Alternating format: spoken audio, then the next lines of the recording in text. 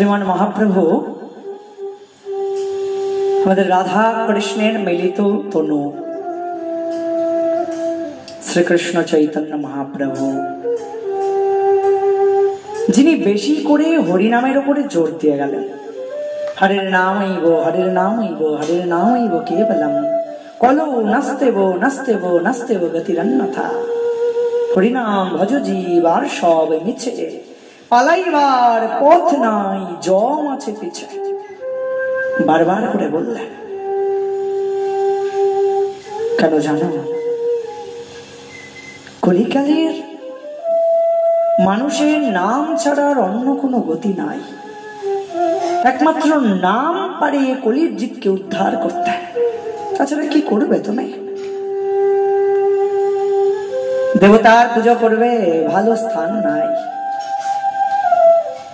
কোন ব্রত করবে, কিছু খাবে, সব খাবারের মধ্যে পর্যন্ত ভেজা।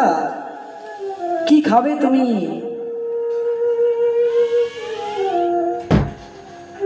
কোন পুজো করাবে, যাকে দিয়ে পুজো করাবে সেই হয়তো যা খুশি তাই খাচ্ছে।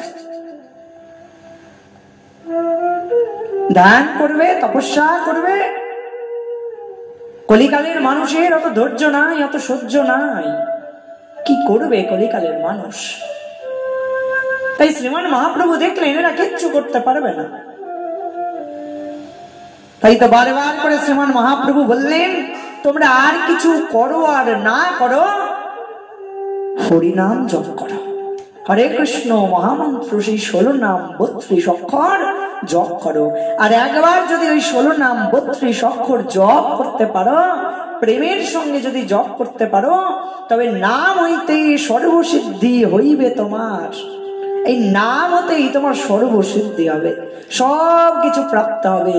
আর অন্য কিছু পাওয়ার জন্য তোমার আর কোথাও যেতে হবে না, নামই তোমায় সব প্রাপ্ত করিয়ে দেবে। তাই হরিনাম করো। শ্রীমান মহাপ্রভু বারবার করে হরিনামের প্রতি অমন করে জোর দিয়ে গেলেন। হরিনাম করো, হরিনাম করো, হরিনাম করো। হরিনাম তোমায় ত্রিতাপ জ্বালা থেকে মুক্তি দেবে। কলিকালের মানুষ আমরা ত্রিতাপ জ্বালায় জর্জরিত, সবসময় দুঃখ পাচ্ছি, সবসময় কাঁদছি। কিন্তু কেউ যদি অমন করে হরি নামকে আশ্রয় করতে পারে, সে ত্রিতাপ জ্বালা থেকে মুক্তি পাবে।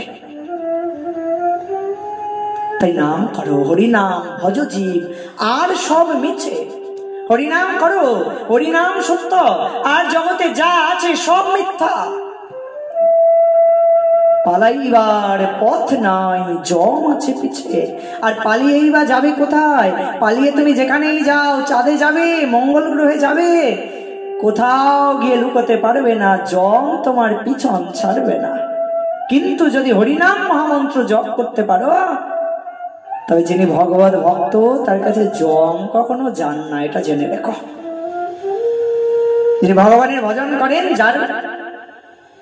যার শরীরে ভগবানের দাসের যে যে চিহ্ন, সেই চিহ্নাবলী থাকে, এই কণ্ঠে তুলসীর মালা, কপালে তিলক, এইসব দাসের চিহ্নগুলো যার মধ্যে থাকে, যমরাজ তার কাছে কখনো আসেন না।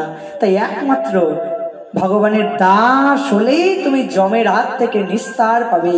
তাছাড়া যেখানেই যাও না কেন, যমের হাত থেকে বাঁচতে তুমি পারবে না।